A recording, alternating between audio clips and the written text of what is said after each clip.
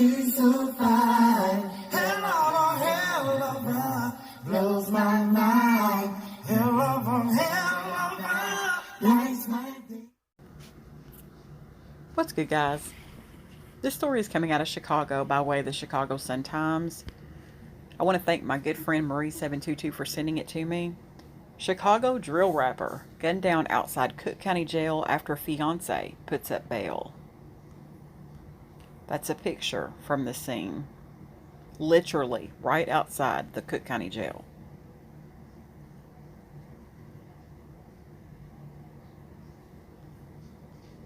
Chicago drill rapper Londre Sylvester was killed in a hail of bullets as he walked out of the Cook County Jail over the weekend, a day after his fiancee had posted bail. Sylvester, 31, who performed as KTS Dre and Kutthroat Dreko, was standing with a 60-year-old woman in the 2700 block of South California Avenue when a car pulled up around 8:50 p.m. Saturday, and two men fired dozens of shots. Court records indicate Sylvester's fiancée had put up $5,000 Friday to secure his release on charges of violating his bail in a 2020 gun case. It wasn't clear why Sylvester did not walk out of the jail until the next day or how the gunman knew he would be leaving then. The Cook County Sheriff's Office deferred comment to the Chicago Police Department, which declined to release any other details of the attack. Police reports identified Sylvester as a member of the Lakeside faction of the Gangster Disciples, and mugshots show he had the words "Kill to Survive" tattooed on his neck beneath what appeared to be a gun sight. Sylvester was struck in the face and chest and taken to Mount Sinai Hospital, where he was pronounced dead, police said. The woman was struck in the knee and taken to Stroger Hospital, where she was in good condition. Another woman, 35, was standing nearby and was grazed by a bullet to her face, police said. She was taken to Mount Sinai Hospital and was in good condition. That's another picture from this scene. Police are looking at a bloody shirt in this picture.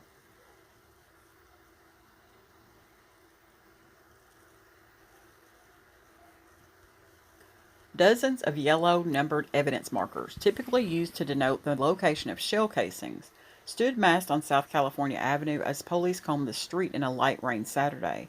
A bloody shirt lay on the sidewalk that led to the exit where prisoners are released from the sprawling jail complex. A woman who had gone to the jail to visit a detainee Saturday said she heard what she thought were fireworks going off as she talked with another visitor at the entrance to a parking lot on a block south. We were talking from car to car, and I looked at her and said, "Those sounded really close," she told the Sun-Times. Moments later, I heard two pops in front of the visiting area, then more in a cadence that couldn't be anything but gunshots. The woman who asked that her name not be used said they ducked inside their cars and waited for the shots to end.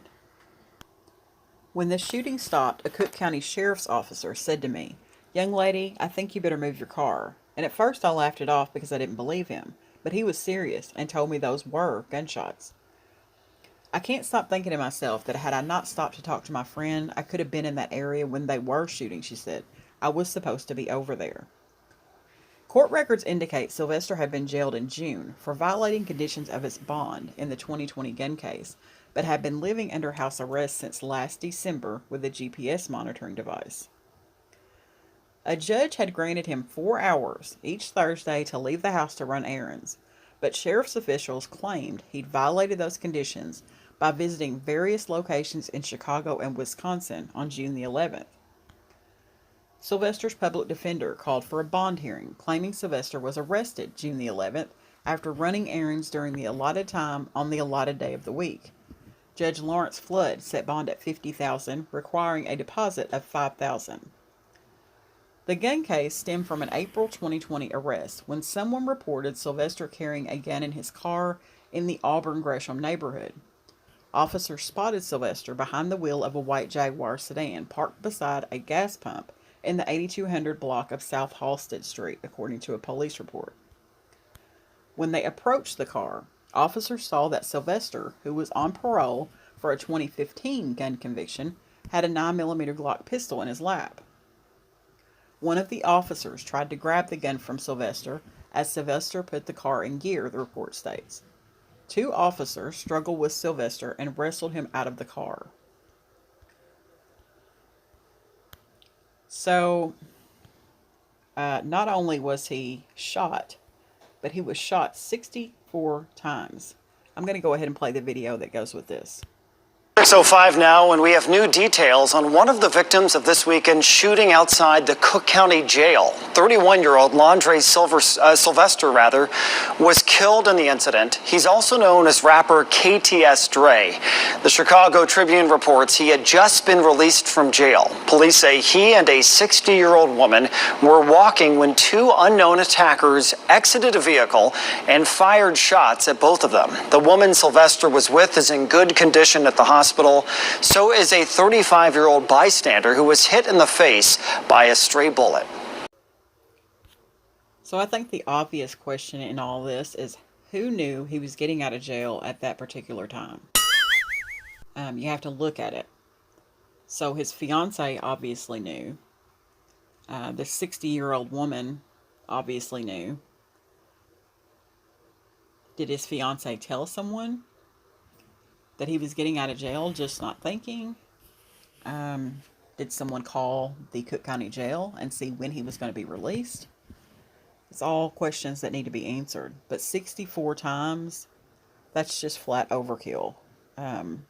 Unnecessary. Chicago is literally a war zone. I'm going to end the story on that note. Thanks for watching, guys.